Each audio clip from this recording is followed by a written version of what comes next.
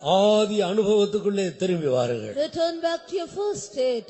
ஆத்தும ரட்சிப்பை பெற்றுக்கொண்ட போது நமக்கு இருந்த நல் மனசாட்சி, The good conscience that we had when we received the salvation of our soul. எல்லா குற்றங்களும் மன்னிக்கப்பட்ட சந்தோஷம், The joy when all our sins were forgiven. யாரை பார்த்தாலும் புதிய நபர்களை பார்க்கிறது போல ஒரு அனுபவம், An experience of looking at everyone as if they are new.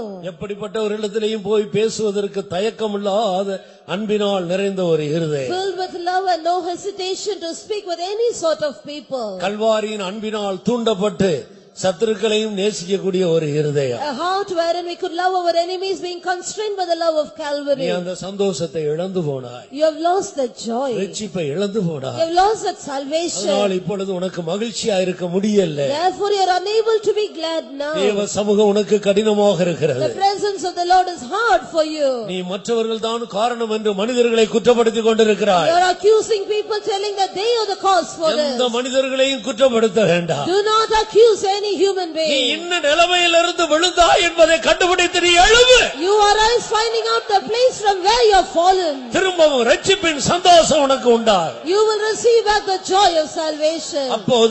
இப்போது உனக்கு இருக்கிற எல்லா பிரச்சனைகளையும் ஆண்டவர் மாற்றி எல்லாவற்றிலிருந்து உன்னை விடுவிப்பார். Then the Lord will change all of your present problems and will deliver you. வெகு சீக்கிரத்தில் சரீர மீட்பையும் பெற்றுக்கொள்ள முடியும். Very soon you can also receive the redemption of your body. கர்த்தர் சரீர மீட்பை வெகு சீக்கிரத்தில் தரப்போகிறார். The Lord is going to give the redemption of our body very soon. ரட்சிப்பின் தேவனுக்குள்ள களிகூருங்கள். Let us rejoice in the God of our salvation. ரட்சித்த தேவன், ரட்சிக்கிற தேவன், ரட்சிக்க போகிற தேவனுக்குள்ள களிகூருவோம். Let us rejoice in the Lord who saved us, who is saving us and is going to save us.